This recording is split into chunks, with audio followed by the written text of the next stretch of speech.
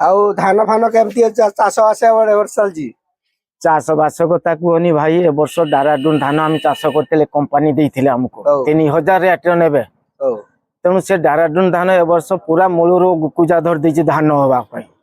ଧାନ ନାହିଁ ଧାନ ନାହିଁ ଆମର ଏପଟେ ଗହିରା ଜାଗା, ତେଣୁ ପାଣିରେ ପଡିକି ସୁଧୁ ପୁରା ନଷ୍ଟ ହେଇଯାଇଛି ଧାନ।